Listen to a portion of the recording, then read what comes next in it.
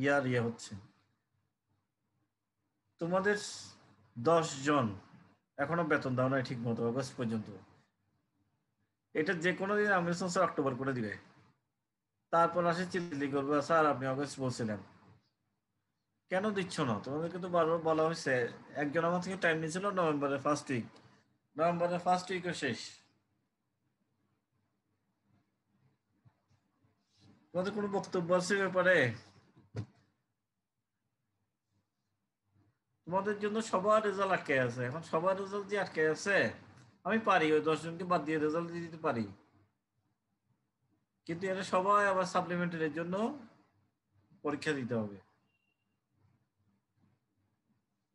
আমি অনেক চেষ্টা করছি, তোমাদেরকে পুরো 1 মাস ধরে আমি রেজাল্ট হিসেবে রাখছি। সমস্যা কি? কারো কোনো সমস্যা থাকলে আমার সাথে পার্সোনালি আলাপ করে নিও, কিন্তু এইভাবে পুরো ক্লাসকে সাফার করায় না।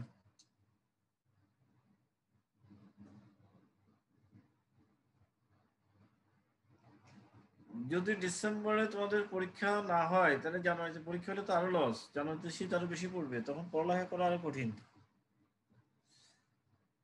জানুয়ারিতে পরীক্ষা দিছে কোনোদিন? এবার তো শীত বেশি পড়বে। যাই হোক, আমরা আমাদের টপিকসে আসি। আমাদের আজকে টপিক হচ্ছে গ্রোথ এন্ড ডেভেলপমেন্ট। গ্রোথ কি, ডেভেলপমেন্ট কি, একই রকম না কথা দুটো? আমার কথা শুনছো তোমরা? জি জি স্যার। স্যার, শোনা যাচ্ছে। গ্রোথ এন্ড ডেভেলপমেন্ট আমরা সাধারণত মনে করি দুটো মনে হয় একই জিনিস, একই রকম কথাই তো বলি। গ্রোথ হচ্ছে refers to increase in the physical size of the body. It refers to the in the skill and function. মনে বলে না মানুষ, আমার বাচ্চাটা গায়ে গতরে বড় হয়ে গেছে, আসলে বয়স হয় নাই, বুদ্ধি হয় নাই, এরকম বলে না? গ্রোথ হচ্ছে গায়ে গতরে বড় হয়ে যাওয়াটা, আর ডেভেলপমেন্ট হচ্ছে স্কিল এবং যে ফ্যামিলি। হ্যাঁ ক্লাস, হ্যাঁ ঠিক আছে।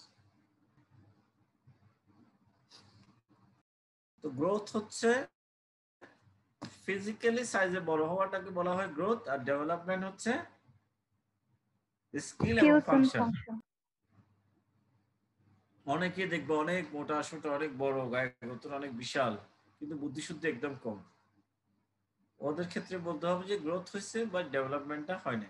আবার অনেকগুলো আছে একদম পিচ্ছি টিচ্ছি, দেখতে মনে হয় বয়স একদম কম কিন্তু বুদ্ধি মোটামুটি।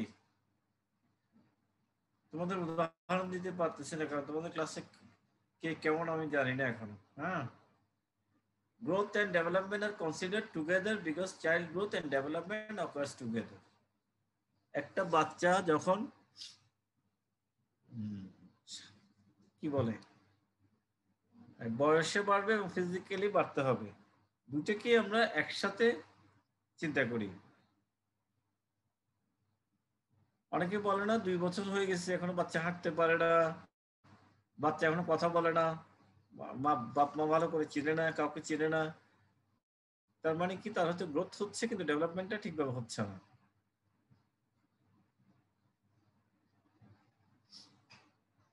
Determinants of growth and development. Growth and development আমরা কিভাবে ডিটারমিন করতে পারি? একটা হচ্ছে genetic inheritance, height, weight, mental and social development and personality are influenced by genetic factors.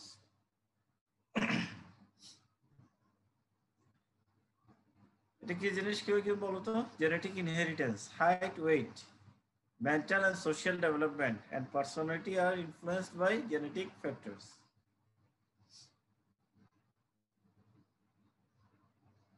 আমরা একটা যদি আফ্রিকান ফ্যামিলি ধরি, বাপও বিশাল মাও বিশাল, 6 ফিট এর উপরে দুজনেই, তাহলে ওদের বাচ্চাটার গ্রোথ অনেক বেশি হতে পারে না?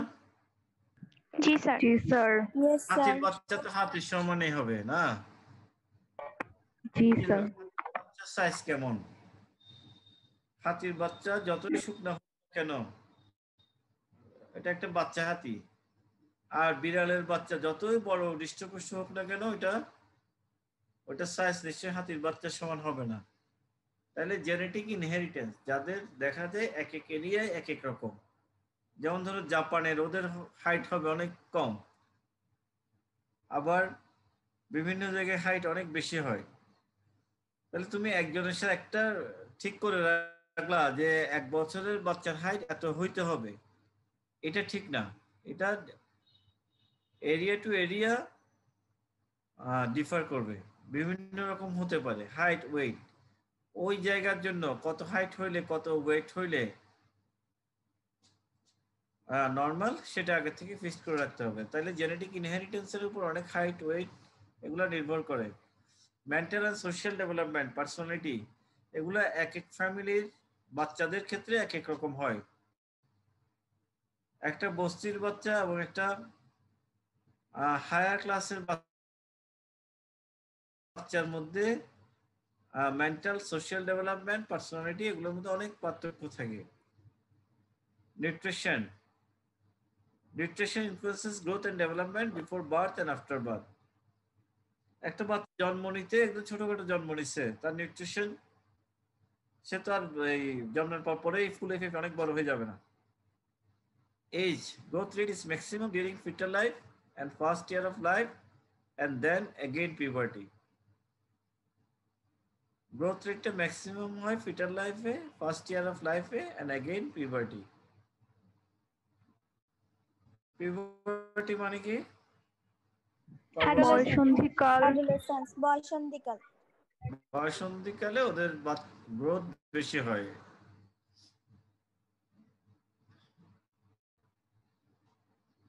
সেক্সের উপর নির্ভর করে, female at the age of 10 to 11 years and male at the age of 12 to 13 years shows sudden growth.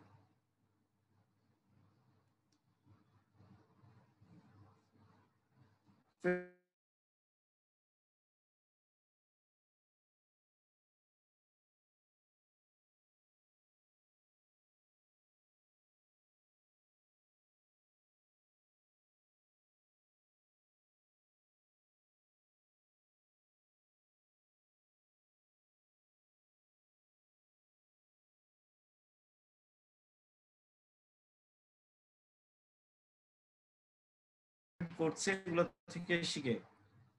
প্যারেন্টের সাথে যদি বাচ্চাদের ভালো সম্পর্ক থাকে,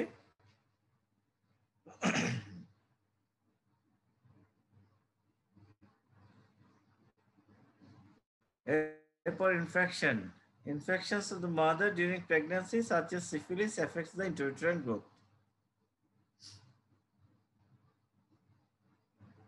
Infection after birth such as diarrhea, measles causes slow growth and development. Economic factor, children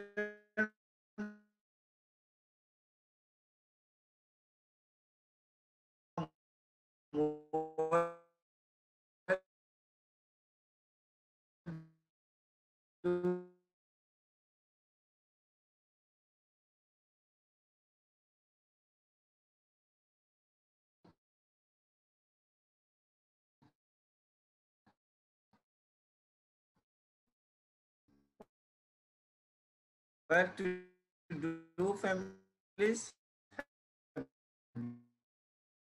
better height and weight. Developmental factor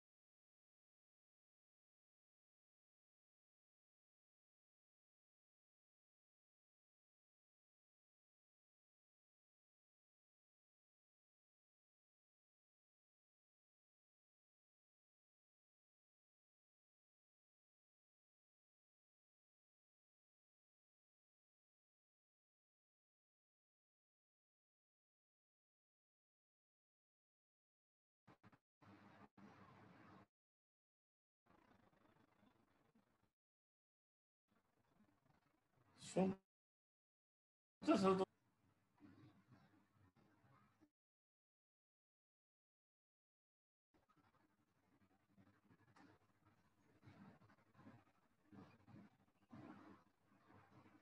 মজিন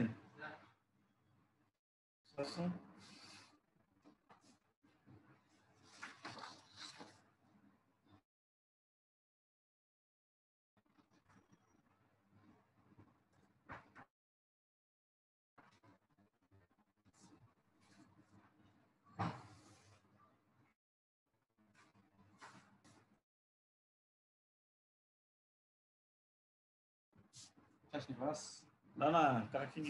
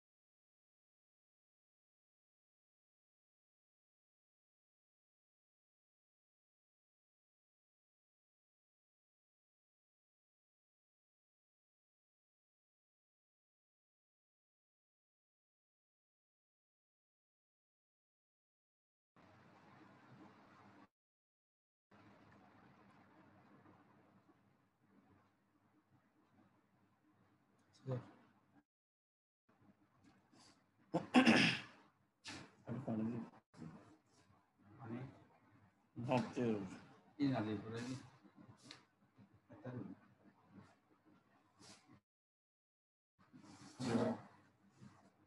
change করবো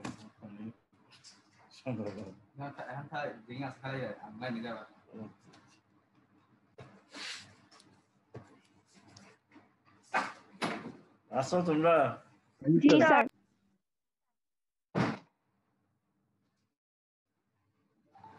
আচ্ছা determinants of growth and development শেষ আমরা এখন হচ্ছে MCH and family planning MCH মানে maternal child health and family planning এই আসি আমরা লো বার্থ ওয়েট মানে কি 2.5 কেজির নিচে এট ফার্স্ট আড়াই কেজির নিচে হলে আমরা এটাকে লো বার্থ ওয়েট বেবি বলবো এটা আমরা আগে একবার পড়ছি না জি লো sir birth weight baby G sir low birth weight may be defined as birth weight less than 2.5 kg within first hours of life before significant postnatal weight loss has occurred. এই লাইনটা লিখতে হবে before significant postnatal weight loss has occurred. তিনটা group preterm, term and postterm.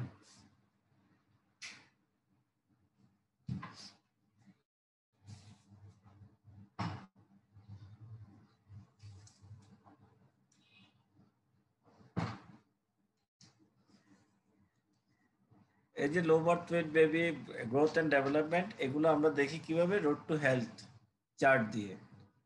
Growth chart যেটা বলি, growth and monitoring chart, এটা হচ্ছে road to health chart. এই রোড টু হেলথ চার্টটা ভাইবার টেবিলে থাকে। এই চার্টটা ভাইভাতে জিজ্ঞেস করবে তোমাদের, একটা বোর্ড শুরুই হয় এটা দিয়ে, রোড টু হেলথ। এই কার্ডটা কে আবিষ্কার করছে? First design by David Morley and later modified by WHO. David Morley এটা প্রথম করছে, এরপরে ডব্লিউএইচও এটাকে মডিফাইড করছে। Reference of the curve 2 in number, maybe 5 in number. The upper reference curve represents the median 15th percentile for boys, slightly higher than that for girls, and the lower reference curve 3rd percentile for girls. এগুলো আসলে আমি এখন তোমাদেরকে যতই পড়াই তোমরা কিছু বুঝবে না। যখন ক্লাস শুরু হবে ফিজিক্যালি, আমরা একটা কার্ডটা সামনে নিয়ে তোমাদেরকে দেখে দেখে বুঝাই দিতে হবে ওগুলা। এখন আমি যতই তোমাকে 5th percentile আর 50th percentile আর 3rd percentile বোঝা সম্ভব না। আমরা রিটেন কোশ্চেন গুলো করছি এখন। The growth chart is visible display of the child physical growth and development. তখন যদি কোশ্চেন করা হয় what is road to health chart, growth chart, এটার আনসার হচ্ছে the growth chart is visible display. Growth chart is a visible display, or road to health chart is the visible display of the child's physical growth and development. একটা শিশুর growth and ডেভেলপমেন্টের যে visible display, এটা হচ্ছে road to health chart. The WHO prototype growth chart, home-based, has 2 reference curves. The space between the 2 growth curves, weight channel, and has been called road to health. This will include the zone of normality for most population. The weights of 95% of normal healthy children used as reference fall within this area. এটা হচ্ছে একটা growth to health chart, road to health chart আর growth chart.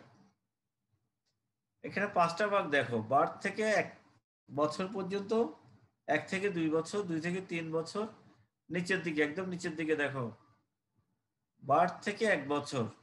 এখানে 12 মাসকে আলাদা আলাদাভাবে ভাগ করছে। 1 থেকে 2 বছরে আবার 12 মাস, 2 থেকে 3 বছরে 12 মাস, 3 থেকে 4, 4 থেকে 5, মোট 60 মাস এখানে আছে। এটা হচ্ছে বয়স, নিচে যেটা আছে এটা হচ্ছে বয়স, এবং উপরের দিকে যে চার্টগুলো আছে এটা হচ্ছে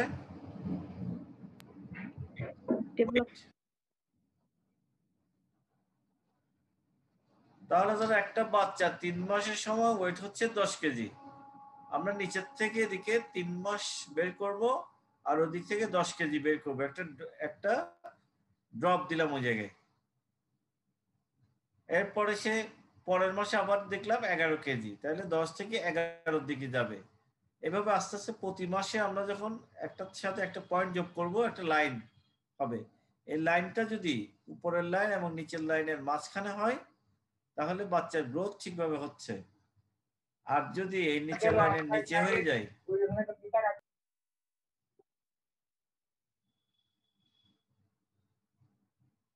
কেউ কিছু বলছো?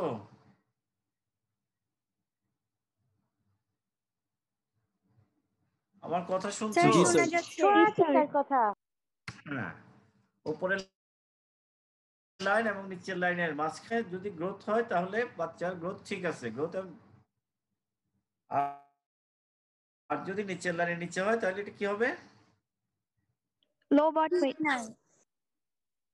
লো বার্থ ওয়েট কেন হবে? ডেভেলপমেন্ট ঠিক নাই স্যার। ডেভেলপমেন্ট ঠিক নাই। এগুলো কি রকম বেবি বলি?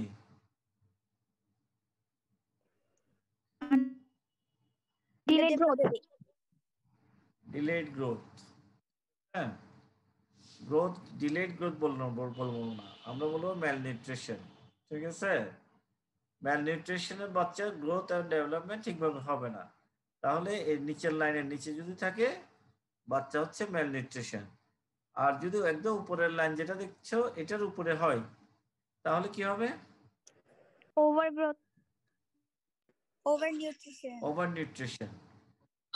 হ্যাঁ, তাহলে ওভার নিউট্রিশনও ভালো না, ম্যাল নিউট্রিশনও ভালো না। এই দুইটার মাঝখান দিকে গ্রোথ অ্যান্ড ডেভেলপমেন্ট চারটা যদি থাকে, রোড টু হেলথ বলা হয় এটাকে। এখন এই দুটোর মাঝখানে আছে, কিন্তু কারটা উপরের দিকে না গিয়ে দেখা গেল একবার উপরের দিকে যায়, আবার নিচের দিকে ইসিজির মতো লাফাচ্ছে। ইসিজির মতো হতে পারে না, বাচ্চাটা একবার দেখা গেল অনেক ওয়েট হয়ে গেছে, তারপর মাসে দেখা গেল আবার ওয়েট কমে গেছে, তারপর আবার ওয়েট বাড়ছে, ওইটাকেও আবার নর্মাল কার্ভ বলা হবে না। তার মানে বাচ্চাটার প্রবলেম আছে, ট্রিটমেন্ট দরকার। তাহলে প্রথম 2 লাইনের মাঝখানে থাকতে হবে, শর্ত হচ্ছে এটা 2 লাইনের মাঝখানে থাকতে হবে এবং গ্রাজুয়ালি উপরের দিকে যেতে হবে কার্ভটা। That is the normal curve. Growth চার্টের ইউজ গুলা জিজ্ঞেস করে, রিটার্নে আসে। Uses of growth chart, growth monitoring, which is a great value of child care, diagnostic tool for identifying high-risk children, planning and policy making. By grading malnutrition, it provides an objective basis of planning and policy making in relation to child's health care, local and central level. মূলত বাচ্চার growth monitoring এবং এটা একটা diagnostic টুল, বাচ্চাটা কি ঠিকভাবে বাড়তেছে নাকি ওর আন্ডার নিউট্রিশন হয়ে যাচ্ছে, ম্যালনিউট্রিশন হয়ে যাচ্ছে, ওভার নিউট্রিশন হয়ে যাচ্ছে, কিংবা একবার বাড়তেছে একবার কমতেছে, এভাবে হচ্ছে কিনা। গ্রোথ চার্ট একটা education tool, tool for action, evaluation, tool for teaching. তুমি যখন মাকে শিখাবা, একবার শিখে দিবে, প্রতি মাসে একবার ওজন দেখবেন এবং এই মাস অনুযায়ী ওজনটা একটা যোগ করবেন, এটার সাথে এটা জাস্ট লাইন টানা, একটা পয়েন্ট দিয়ে এটার সাথে একটা লাইন টানা। গ্রাফ পেপারে গ্রাফ করছো তোমরা কখনো? জি স্যার। অনেকটা গ্রাফ করা, হ্যাঁ, এটা একটা গ্রাফ পেপারের মতো। নিচের থেকে শুধু বয়সটা দেখে উপরের কেজির সাথে মিলে ওখানে একটা ফোঁটা দেওয়া হয়, প্রতি মাসের ফোঁটাগুলো যোগ করতে করতে একটা লাইনের মতো দাঁড়ায়। ওই লাইনটা এই 2 লাইনের মাঝখানে হইতে হবে।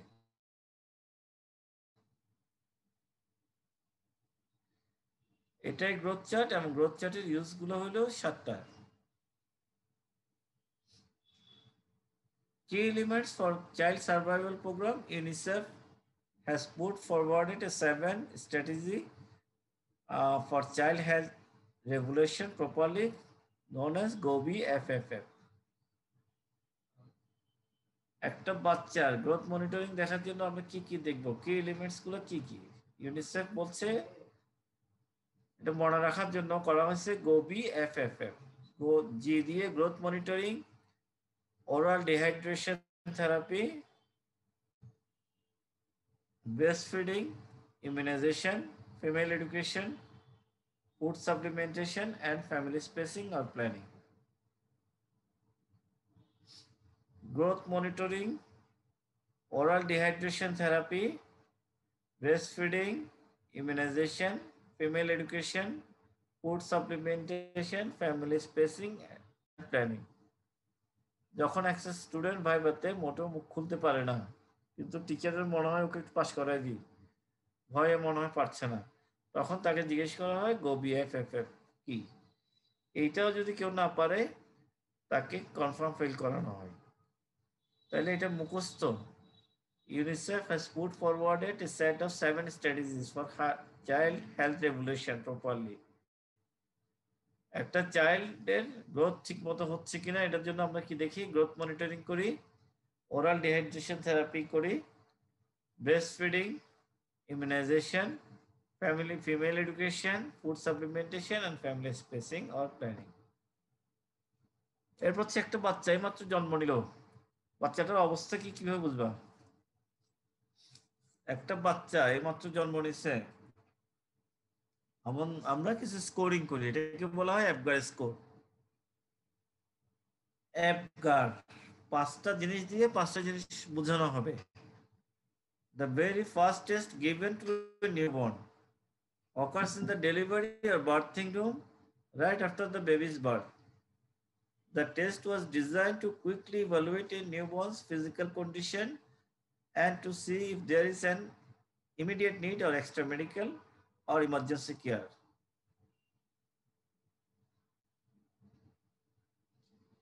Three Idiots দেখছো তোমরা? জি স্যার। জি স্যার। থ্রি ইডিয়ট দেখে ডাক্তার হইলে হবে না। হ্যাঁ, ওখানে আমির হোসেন বলে গেছে, আমির খান খুব ইজিলি এটা ডেলিভারি করে ফেলছে না? জি স্যার। জি স্যার। ওখানে কিন্তু ও আপগ্রেড স্কোর দেখছে। কিভাবে দেখছে? একটা বাচ্চা কিভাবে দেখবা তোমরা? Although the app was developed in 1952 by an anesthesiologist named Virginia Apgar, it is also might here it refers to an acronym for A দিয়ে appearance, P দিয়ে pulse, G দিয়ে grimace, activity and respiration. এটা একদম সারা জীবনের জন্য তোমাদের জানতে হবে অ্যাপগার স্কোর কিভাবে নামকরণ হয়েছে।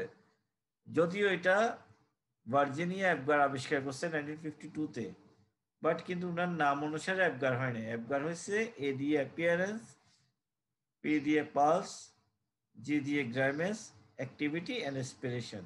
একটা বাচ্চা জন্মের পর পরে পাঁচটা জিনিস দেখতে হবে। পাঁচটা জিনিস দিয়ে তুমি স্কোরিং করে বুঝতে হবে condition. The Apgar test is usually given to a baby twice. তাহলে Apgar টেস্টটা দুইবার করতে হবে, once 1 minute after birth and again 5 minutes after birth. 1 minute পর একবার করবা, 5 মিনিট পর একবার করবা। Sometimes if there are concerns about the baby's condition or the score at 5 minutes is low, the test may be scored at the third time 10 minutes after birth. তাহলে অ্যাপগার টেস্টটা প্রথম করবো 1 মিনিট পর, তারপরটা 5 মিনিট পর। 5 মিনিট পর দেখা যদি যায় যে বাচ্চার স্কোর কম, 10 মিনিট পর আরেকবার করে দেখতে হবে। 5 factors are used to evaluate the baby's condition.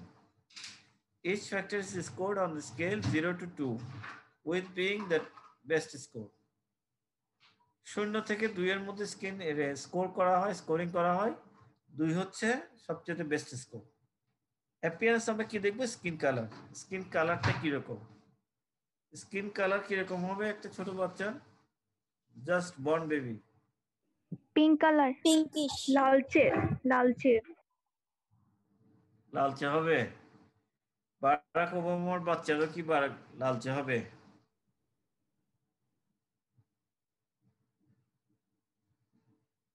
একটা নিগ্রো ফ্যামিলি, দুজনেই ডার্ক, ওদের বাচ্চা যদি তুমি লালচে খুঁজতে থাকো, জীবনেও আসবে? কালোর মধ্যে লালচে।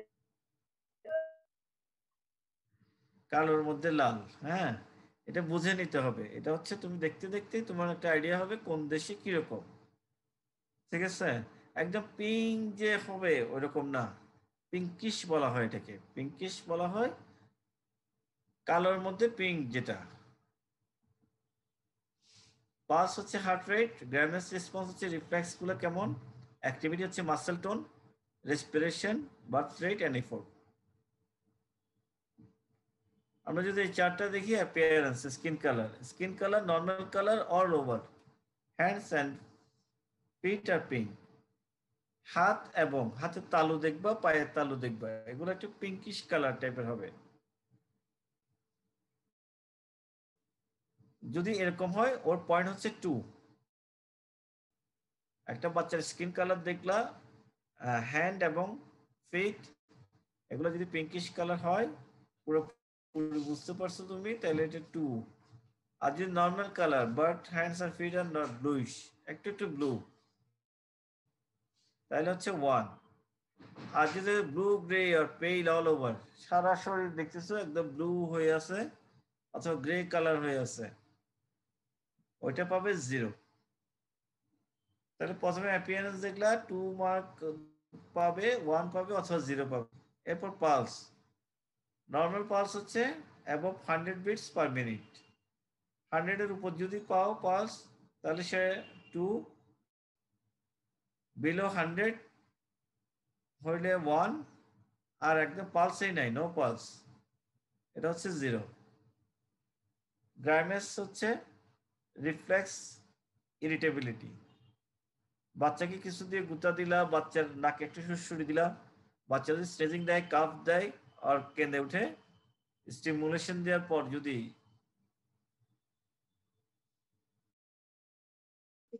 pulls away or cries with stimulation, এটাকে পাবে 2।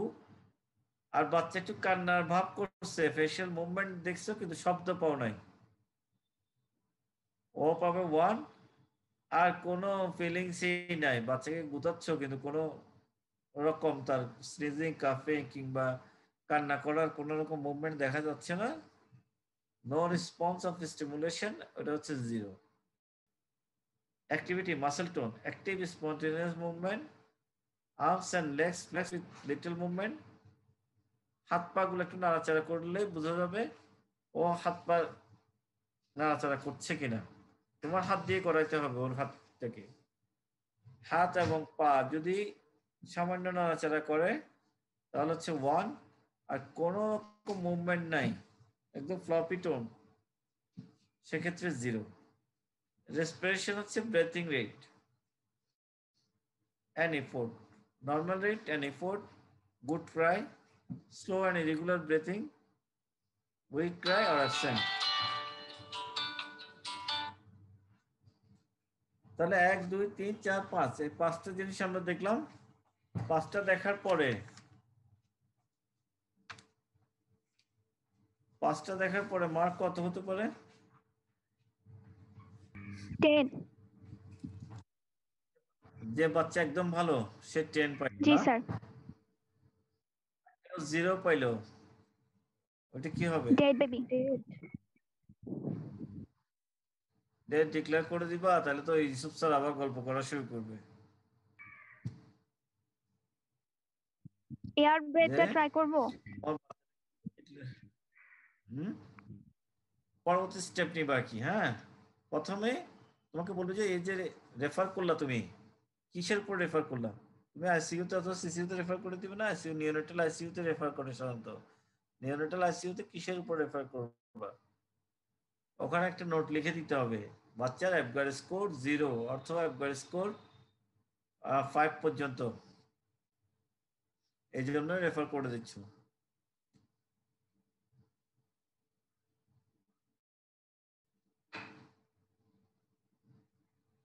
তাহলে বাচ্চার প্রথম টেস্টে কি? অ্যাপগার স্কোর। অ্যাপগার স্কোর এটা ভার্জিনিয়া অ্যাপগার যদিও প্রথম আবিষ্কার করছে, ইউজ করছে, বাট এটা 5টা জিনিস দিয়ে APGAR, 5টা জিনিস দিয়ে appearance, pulse, grimace, activity and respiration বোঝায়। অ্যাপগার স্কোর একটা বাচ্চা হওয়ার প্রথম মিনিটে করতে হয় এবং 5 মিনিট পর করতে হয়। কোনো বাচ্চা 10 মিনিট পর আরেকবার দেখতে হয়। এই 10 মিনিটের মধ্যে যদি তুমি কোনো ভালো রেজাল্ট না পাও, তুমি সাথে সাথে এটা রেফার করে দিবা। তার মানে 10 মিনিটের বেশি একটা বাচ্চাকে রাখার কোনো রাইট কারণ নাই।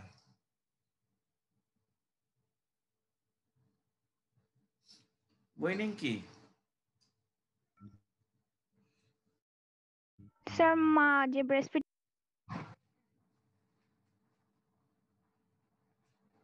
মা যে ব্রেস্ট ফিডিং করা, এটা তো ব্রেস্ট স্যার ফিডিং পিরিয়ড। যখনই উইথড্র করা হয়। হ্যাঁ, উইনিং হচ্ছে withdrawing. Winning is the gradual process of withdrawing of A baby from breast feeding starting around the age of 4 to 5 months and adding supplementary foods rich in protein and other nutrients. আমরা যখন বাচ্চাকে আস্তে আস্তে মা থেকে আলাদা করব, ওই টাইমটাকে বলা হয় উইনিং পিরিয়ড। তাহলে winning is a gradual process of withdrawing of A baby from breast feeding starting around the age of 4 to 5 months and adding supplementary foods rich in protein and other nutrients. আমরা 5 মাসে কিংবা 6 মাসে বাচ্চাকে withdraw করছি না, আমরা ওটার সাথে সাথে খাওয়ানোর প্র্যাকটিস করাচ্ছি, এটা হচ্ছে উইনিং। উইনিং ফুড গুলোর মধ্যে হচ্ছে cows milk, fruit juice, soft cooked rice, cereals and pulses, smashed khichuri, soup, smashed potato and vegetables. Commercially অনেকগুলা উইনিং ফুড পাওয়া যায়, এগুলো হচ্ছে সেরেলাক। আমরা সাধারণত বাংলাদেশে উইনিং ফুড কখন করি? 6 month 6 মান্থ পর্যন্ত আমরা বলছি এক্সক্লুসিভ ব্রেস্ট ফিডিং করতে পারবে। তাহলে 5 মান্থের পর থেকে আমরা আস্তে আস্তে করে উইনিং ফুড করতে পারবো। আর যারা একদম এক্সক্লুসিভ ব্রেস্ট ফিডিং করাবে তাদের জন্য হচ্ছে 6 মান্থ। 6 মান্থ পর্যন্ত তার কিছু খাওয়ার দরকার নেই, শুধুমাত্র ব্রেস্ট ফিডিং। আর অনেক পেশেন্ট কমপ্লেন করবে যে আমার বাচ্চা দুধ পাচ্ছে না, খাচ্ছে না।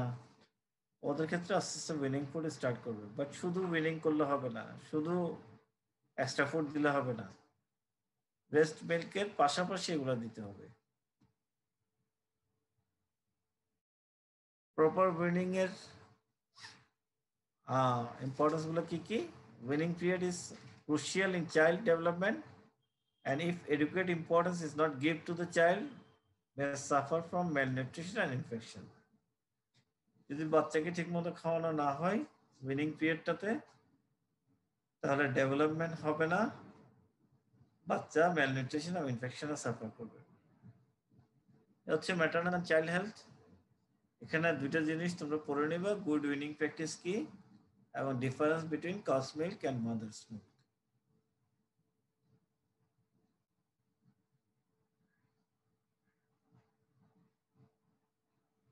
স্যার কোন স্পেসিফিক প্রপোর্শন মেইনটেইন করে কি উইনিং ফুড দেওয়া হয়, মানে অতটুকু দিলে ভালো, কোনো অ্যামাউন্ট থাকে স্পেসিফিক?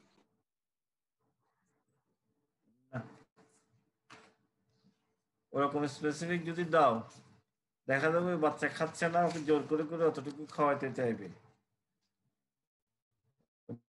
এটা পার্সন টু পার্সন ভ্যারি করে। মূলত বাচ্চা যখনই খিদে লাগবে খাবে।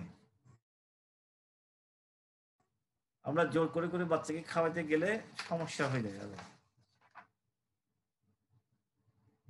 রোল নাম্বার 14 কে? রোল নাম্বার 14 আসো? 14 স্যার প্রমিতধর স্যার। প্রমিতধর কই? সেখানে অ্যাবসেন্ট স্যার। প্রমিতধর কিন্তু অ্যাবসেন্ট কোনোদিন দাও না, কিন্তু প্রমিতধর তো কোনোদিন ক্লাস করে না।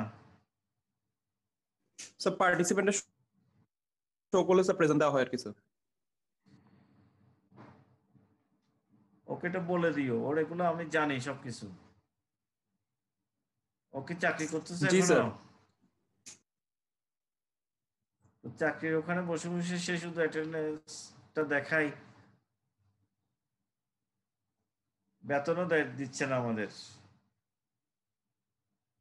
জুন পর্যন্ত দিচ্ছে, ওকে আগস্ট পর্যন্ত দিয়ে দিতে বলবো। রোল নাম্বার 16 কই? 16 রোল নাম্বার 16 আছে? স্যার আসসালামু আলাইকুম।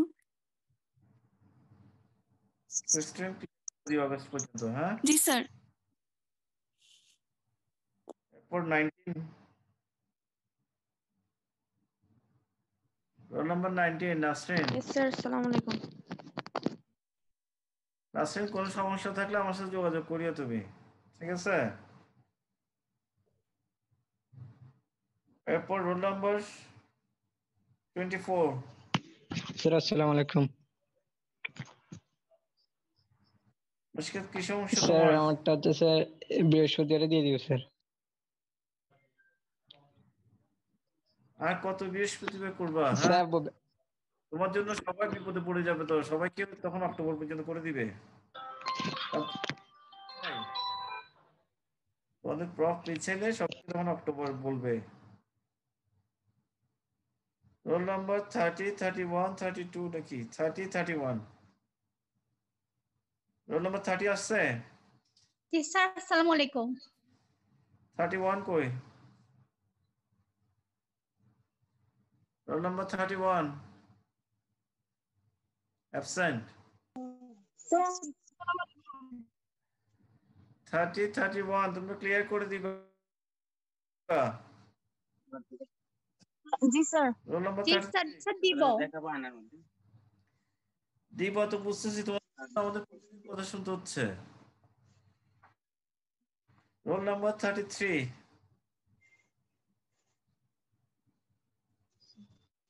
আরিফুল ইসলাম আসো।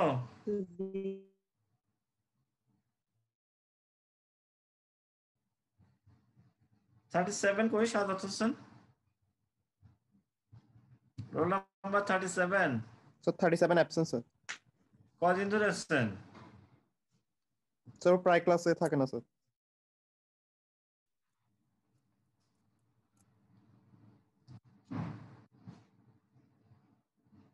থার্টি এইট, 39, 37 কিন্তু তোমাদের এক্সাম ফিও দেয় নাই। রোল নাম্বার 38, 39, আসসালামু আলাইকুম 39 38 কই? আসসালামু আলাইকুম। স্যার আমার আগস্ট পর্যন্ত ক্লিয়ার হয়েছে। কার? আমার 39। তাহলে তোমাকে ইয়ে দেখাচ্ছে কেন? তুমি আমি হারুনের সাথে যোগাযোগ। আমি লাস্ট বৃহস্পতিবার দিছি। তুমি ওই লিস্টটা পাঠিয়ে দাও। হ্যাঁ, হারুনের সাথে যোগাযোগ করো। লিস্ট মানে আগস্ট পর্যন্ত যদি রিসিপ্ট। ও রিসিপ্টটা কি? রিসিপ্ট কপিটা। ঠিক আছে, স্যার হারুনের সাথে যোগাযোগ করো তুমি। জি 39 যারা যারা আগস্ট ক্লিয়ার করবে তারা হারুনের সাথে যোগাযোগ করে ক্লিয়ার করে নিবা। আমরা এই বৃহস্পতিবার পর্যন্ত তোমাদের লাস্ট টাইম দিচ্ছি। বৃহস্পতিবার আমরা অফিসিয়াল রেজাল্ট দিয়ে দিব। বেলাল, জি স্যার। জি স্যার আসি স্যার। বেলাল আসো। ওকে পার্সেন্টেজটা দিয়ে স্যার দাও। হ্যাঁ, বেতনটা দেওয়ার কি কোনো ডেট আছে, লাস্ট ডেট? আগস্ট পর্যন্ত দিতে বলছি। এখন তো অক্টোবর নভেম্বর চলছে, আমি তো নভেম্বর বলছি না তোমাদেরকে। স্যার আমি জুলাই পর্যন্ত ক্লিয়ার করছিলাম। আর এক মাস দিয়ে দাও, আগস্টের দিয়ে দাও। স্যার ঠিক আছে, আগামী সপ্তাহে দিলে হবে না? আগামী সপ্তাহে কেন দিবা? বা আমি তোমার জন্য কতদিন ওয়েট করছি বলো স্যার না। আমি তো জানতাম না এই আগস্ট পর্যন্ত দিতে হবে সেটা। তোমাদেরকে অনেকবার বলা হয়েছে আগস্ট পর্যন্ত ক্লিয়ার করো সবাই।